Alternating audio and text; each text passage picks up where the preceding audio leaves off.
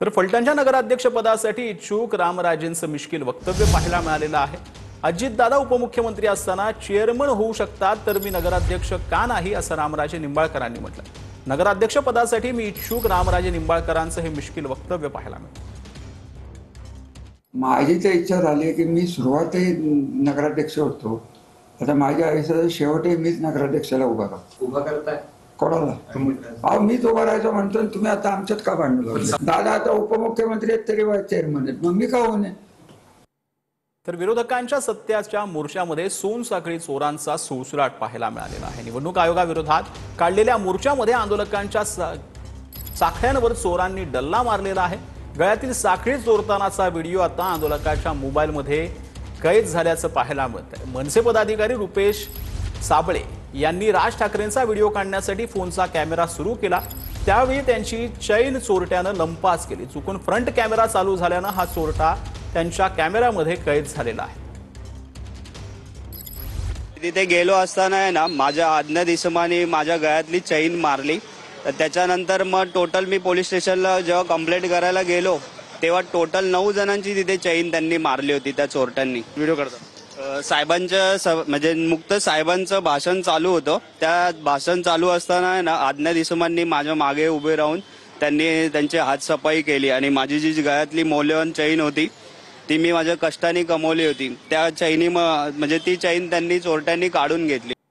तर सोलापूरच्या कोळेगावमध्ये केंद्रीय पथकाकडून नुकसानीची पाहणी करण्यात आलेली आहे। सीना नदीमुळे झालेल्या नुकसानीची पाहणी करण्यासाठी केंद्रीय पथक सोलापुरात दाखल झालेलं आहे।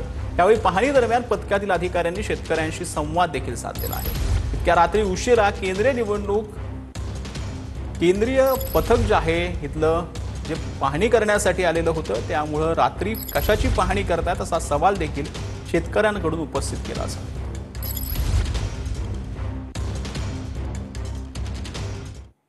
तर पुणे जिल्ह्यामध्ये 17,000 दुबार मतदार असल्याचं पुणे जिल्हाधिकाऱ्यांनी सांगितलेलं आहे।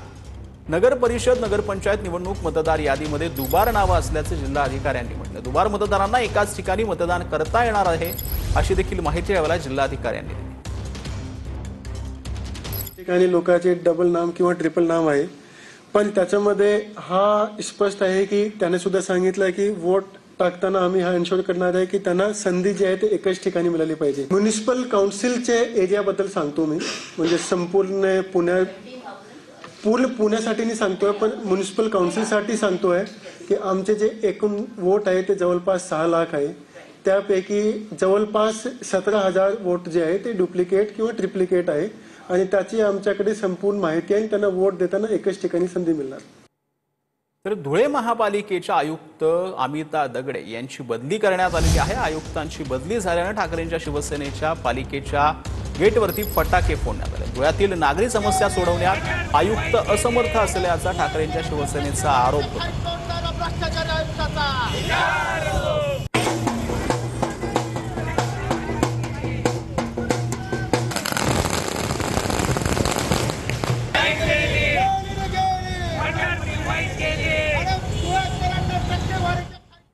तर अजितदादांच्या राष्ट्रवादीने एकतरी मतदान केल्याचं दाखवलं तर राजीनामा देईल असं महेंद्र थोरवेंनी म्हटलेलं आहे। यावेळी महेंद्र थोरवेंनी सुनील तटकरेंवर टीका केली आहे, पाहूया।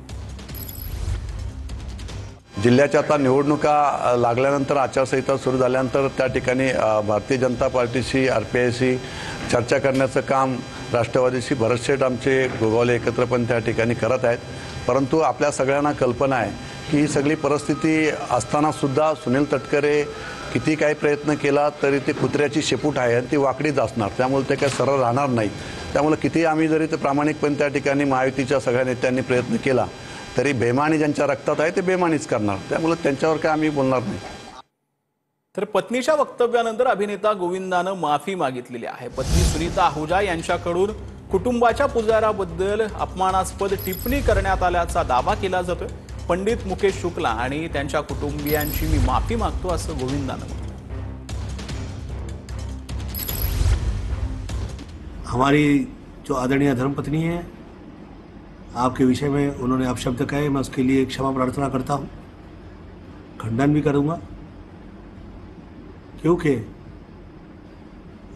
मुझे ऐसा लगता है कि आप बहुत ही सरल और जिससे जुड़ जाए तो फिर आप इधर उधर नहीं देखते। बहुत ही तकलीफ का दौर हम साथ निकाल चुके हैं।